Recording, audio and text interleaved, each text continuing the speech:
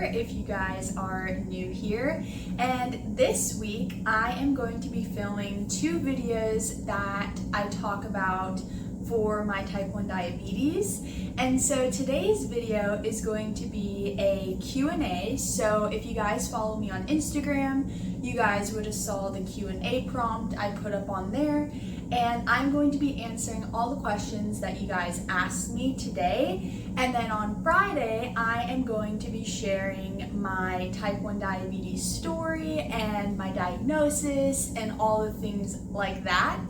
So without further ado, let's get started with our little Q&A. And once again, I have my handy dandy laptop with me, and I have all the questions that you guys asked me online right here. So let's get started with the first question. And the first question is, what is type 1 diabetes? Excellent question to start this video off. So type 1 diabetes is an autoimmune disease that affects the pancreas in the body, and basically the pancreas stops working and is no longer able to produce the hormone insulin. And insulin is what we need whenever we eat food, so it helps us break down all of the sugars and carbohydrates that we're eating. And so when you're type 1 diabetic, this feature in your body no longer works, and so you have to take man-made insulin to survive. Next question is, when were you diagnosed? So I was diagnosed at age 7 on May 6, 2011. And I remember it was the end of 2nd grade and it was picture day, but I don't want to go into the full story with you guys today. I'm going to talk more about this on Friday. So if you guys want to know more of the details, make sure to check out my video this Friday. How was growing up with type 1 diabetes, especially as a kid? I think it was definitely hard. I think that it definitely made me grow up a lot faster than a kid should have to. I became more responsible for things and, becoming a little bit more aware of my body and the feelings that I would have whenever I'd have low blood sugar or high blood sugar, and just like understanding what those words meant, and also learning how to calculate how much insulin I need whenever I eat something, and looking at carbs, and going into restaurants and having to ask for the nutritional menu, and like all these things like a kid really should not have to worry about. They shouldn't have to worry about running an organ in their body. That should be the body's job. But I kind of took on all of those roles. And obviously I did have the help of my family, which I am so grateful for, because I definitely could not, and still to this day, could not do it without them. So it was definitely really hard. I was never restricted. With type 1 diabetes, you're not restricted from anything. So in that regard, I was still like the same as other kids. Like I got to eat the same things and do the same things, but like I did a lot of sports growing up, and with a lot of activity, you tend to experience low blood sugars. So, sometimes like for softball games, I might have to sit out an inning because I'm dealing with fixing a low blood sugar, and you can't just fix that super quick. Like it takes a few, like 30 minutes or so for your blood sugar to return back to normal and all of that. So, sometimes it would be really annoying and frustrating when I'd see other kids like just getting to go about their day-to-day lives, not having to worry about everything. And meanwhile, I'm over here like stressing out like, oh, is my sugar high? Is my sugar low? Do I have to wait before I can go on the playground? That type of thing. And then also growing up as well, it was really frustrating. I literally hated all of my doctors because not one of them was good. I went to Valley Children's Hospital in Madera, which is right by Fresno, California.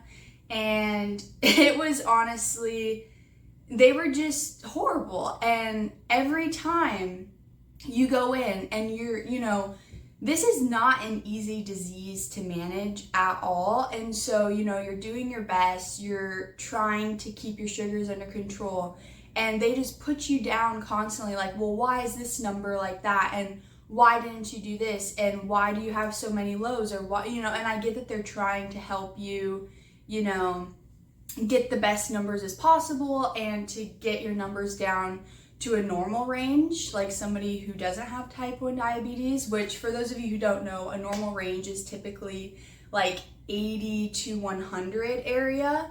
And then if you're type 1 diabetic, you fluctuate like all over the place. You can go below 70, above 100, all of that.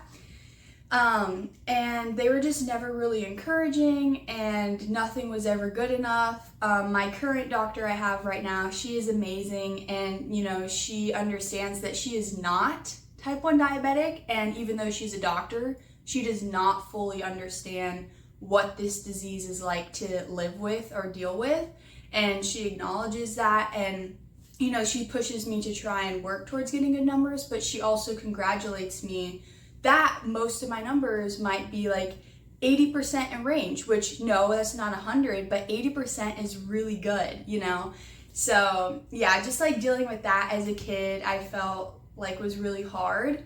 And then also just like the idea of being different from everybody else was also really hard. Like growing up, I didn't really know many other people with type 1 diabetes, and it was hard, and I would often feel alone because nobody, as much as my family was always there and helping, like nobody truly knew what it was like to live with type 1.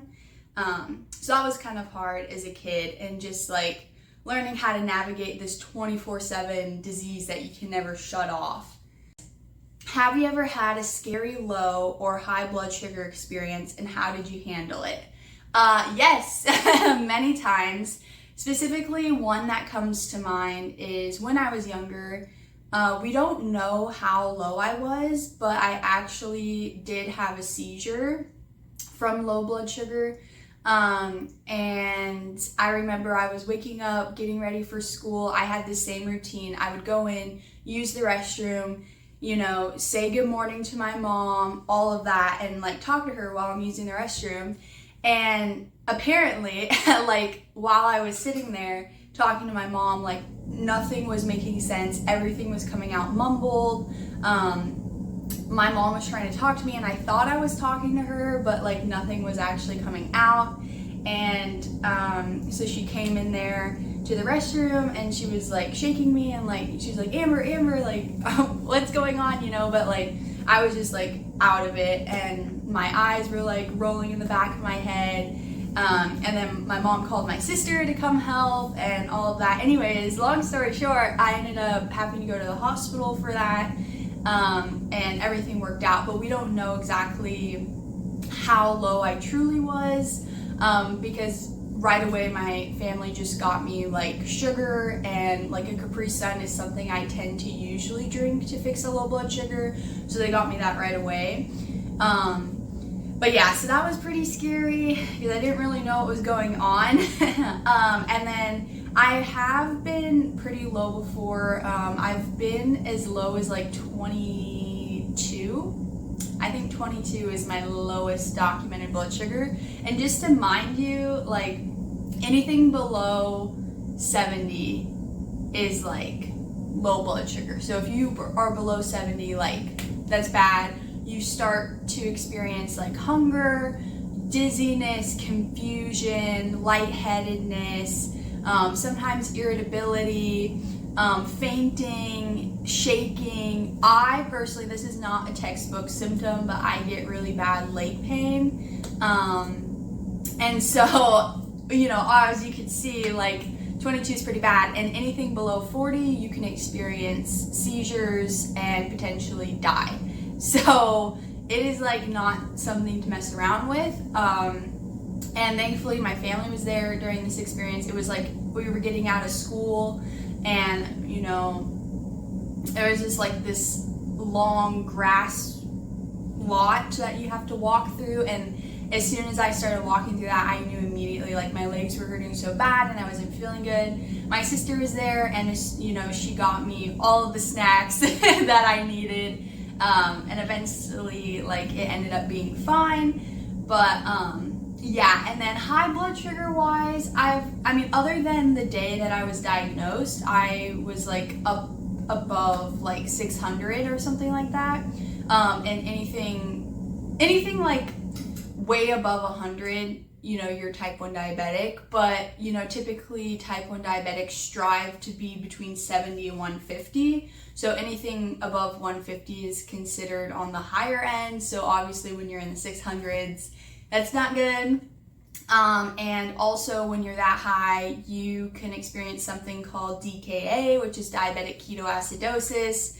And you could potentially go into a coma from that as well, which actually happens to a lot of kids who are diagnosed with type 1 diabetes in the beginning because it's caught too late, and their sugars have been high for so long that they kind of go into a coma for a little bit.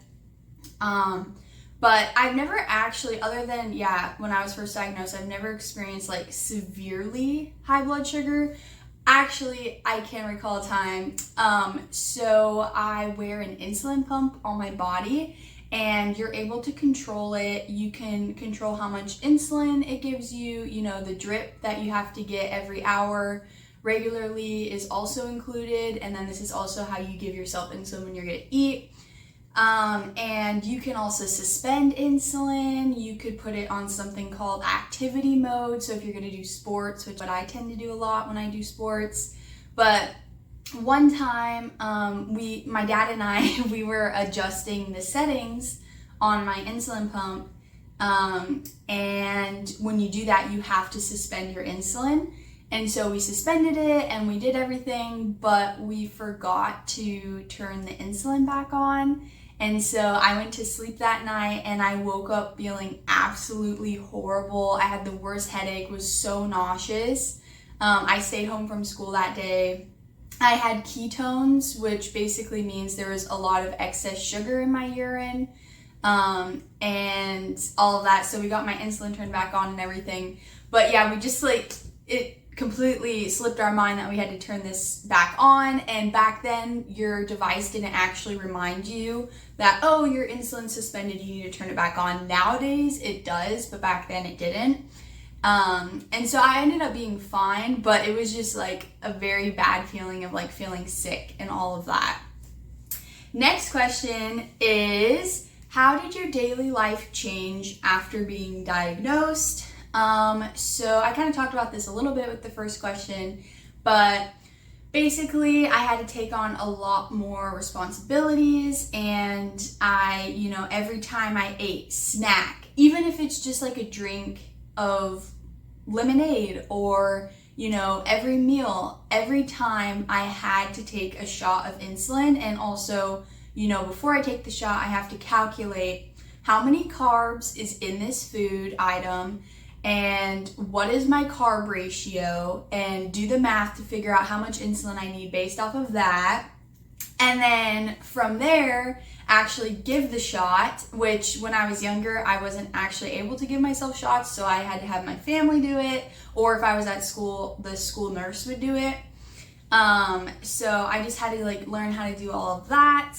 And then also again, I didn't have devices until later on with my type 1 diabetes journey. And so I had shots that I had to give, and then also to check my blood sugar, I had to poke my finger and do that. So I really had to be aware of my body and know how to read it. And so if I was feeling low, I would have to check, and then I would also have to know, well, what does feeling low look like for me? And again, my legs will really hurt. So if I ever got that feeling, I would check.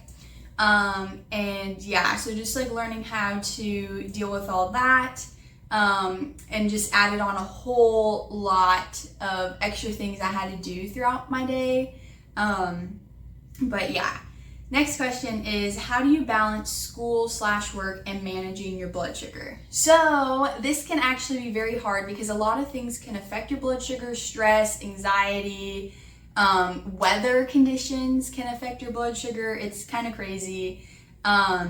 So I always make an effort to let my teachers or my employment place know that I am a type 1 diabetic, which I know can be like really scary and hard and you don't want to let them know, but it's important to do so in case there's ever an emergency, so that way that they're aware. And I just kind of say like, hey, I'm a type 1 diabetic, I just want to let you know. I pretty much know how to take care of everything myself, but just so you're aware, if I ever have to, stop and have a snack because I'm experiencing low blood sugar or whatever, is kind of what I usually do to help manage, while I'm doing school and work.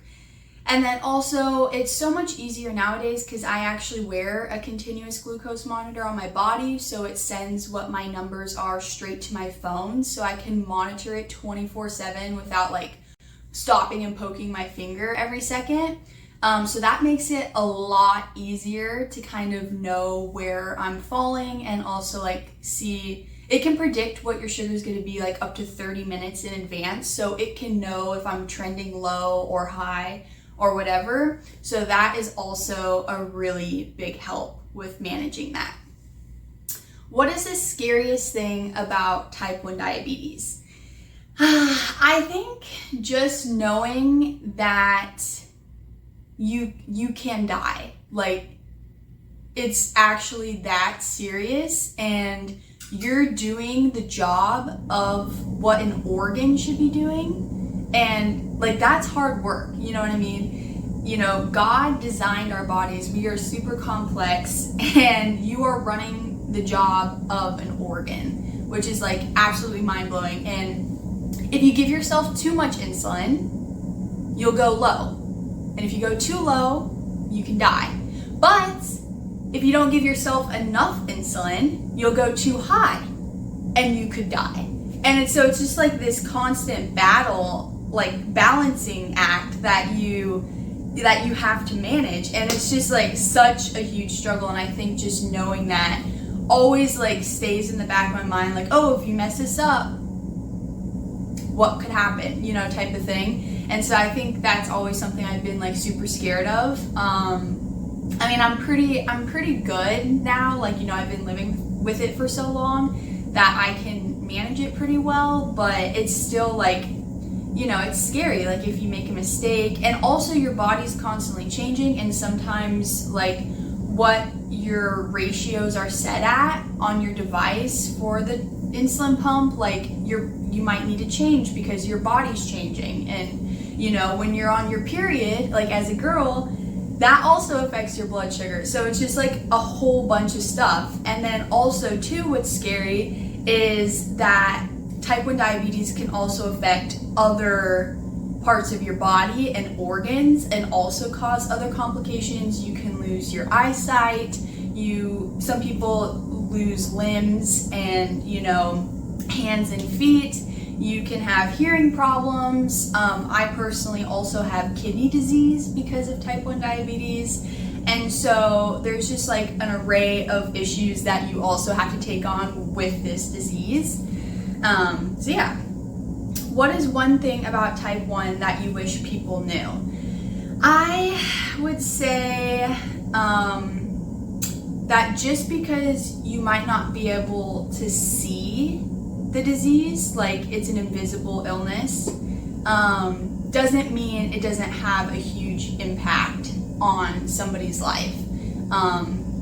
You don't have to be walking around with crutches for an impact to occur with like an illness like this. It does have an impact on people's lives, and it is a 24/7 disease that has to be monitored. And it is a lot sometimes. So I think just remembering that is very important. How many people do you know have type 1 diabetes? I actually don't know a whole lot of people, like personally. I know one girl from our old neighborhood and our old church. She's type 1. I had a couple friends in school growing up who were type 1. At my college for undergrad, UC Davis, I co-founded a club called Type 1 Aggies, and so a lot of people in that club were also type 1. And then famous-wise, I know Nick Jonas is type 1, which is why he's my absolute favorite. But yeah, and there's like a couple of other like famous actors and actresses and like football players who are also type 1, and baseball players. Like, there's people who you don't even realize are type 1 who are, and it's just like kind of mind-blowing. And it's like, wow, look at all these things that these people can accomplish despite having this disease. And I think that that's really encouraging.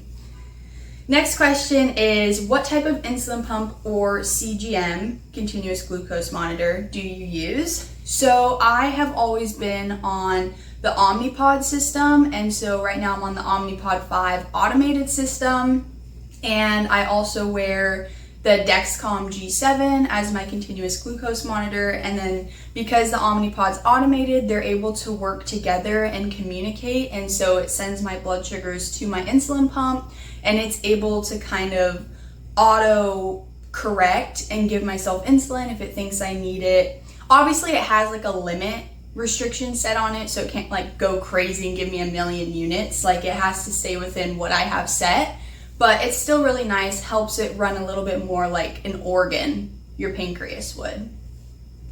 What's a common misconception about T1D that you wish people would stop saying? That type 1 diabetes is caused from eating too much sugar. That is absolutely not true at all. Type 1 diabetes is an autoimmune disease, and actually the exact causes aren't 100% known by researchers. They believe that it is genetic, and also that environmental factors can contribute to type 1 diabetes. I know, like, when I was first diagnosed, I had the flu severely for a while, and so they think that might have impacted me getting it. Obviously, I had to have it in my genes somewhere to like trigger that gene to like become effective. But it is not caused from eating too much sugar, and I hate when I always hear people saying that, or trying to tell people, oh, you can't eat that because you're diabetic. Like, no, that is wrong. Okay, next question is, how do you explain the difference between type 1 and type 2 diabetes to people who confuse them? So this is kind of where the misconception of eating too much sugar comes from. It's typically correlated with type 2 diabetes, which also isn't even 100% accurate to say about that, because type 2 diabetes, it is a lifestyle diagnosis. So typically it does have to do with food and weight and overall health, versus type 1 diabetes is an autoimmune disease, and you're usually diagnosed really young and you have no control over whether you have it or not. It's just something that you are diagnosed with. Type 2 diabetes is also usually reversible with the right dieting and exercising and medications. And type 1 diabetes is not curable yet. But yeah, so those are kind of the main differences, and a lot of people, when they hear diabetes, they usually think of type 2. But I think it's important, like, you shouldn't go around telling people what they can and can't eat, or telling them that they got this because they ate too much sugar, especially when you have no idea what you are talking about or any idea what this disease actually entails. Everybody has their own life, their own story, and you shouldn't go around telling people about something that they live with. But yeah. Next question is, what advice would you give to someone newly diagnosed with type 1? I would say you are brave, you are smart, and you've got this. I know it might seem really hard and really confusing, and they're throwing so many things at you right now, but just know that you have people who love you and support you, and you're gonna make it through, and one day there is going to be a cure for type 1, and we will make it through this, and you are not alone. Next question is, how do you stay positive or keep perspective living with type 1? I think God has a big part in this one for me. I know when I was first diagnosed, I was really upset and questioning like why this was happening to me, and why can't God just zap it away, you know? And so it was really hard But I think, as I've gotten older, I've seen like the good that can actually come out of this disease and the people that you're able to mentor and help. And I co-founded a club in undergrad specifically for this disease, and like seeing all the people who would come to those events and just seeing like the impact that you can make and leave on the world, I think is really encouraging. And then also too, like seeing other people who are famous out there, like Nick Jonas, and then like other actors and actresses who are living with this disease too, and like watching them not let it affect them or stop them from following their dreams, and like seeing all the things that they're able to do, and like knowing that you can do those things too. Like you don't have to let this disease define you or hold you back, but you can use it to spread awareness and help others. So I think that's kind of how I look at it. And also too, I'm stuck, whether I like it or not, I'm stuck with this disease for now. And why would I want to spend however long I have here, just dwelling in the negative of living with this disease, when I could be out there living my life, dreaming big. I could move to New York City, you know what I mean? Like, why am I gonna sit here and complain about something when I have time to actually go out and live? Yes, I have, extra things I have to worry about and deal with, but I've also been gifted this life, and I want to use it to the fullest and, try and make a difference and help others too. Last question is, how has type 1 diabetes shaped who you are today? This is such a great question, and I've said this a lot to family and friends. Like, it's so weird to say it too, because I really do want a cure for type 1 diabetes. But also, I'm like, what would I do with a cure for type 1 diabetes? Because I've had this disease, longer than I haven't. And, it's really, like, I don't really remember life before it. So I was 7 when I was diagnosed. I don't really remember what it was like not living with it. And so I feel like I wouldn't know what to do without it, in a way, if that makes sense. I think it's definitely made me care and, be responsible. Sometimes I wonder, like, well, how would I be different if I hadn't been diagnosed? Like, would I have been super immature growing up? Would I have just like not cared about anyone or anything? Like, I don't even know, but I think it's definitely like made me super responsible, and it's made me care not just about like my life, like, and how my diabetes is doing, but also like about school and like doing my best and, finding a good job and like all of those things too. Like, I care about those things.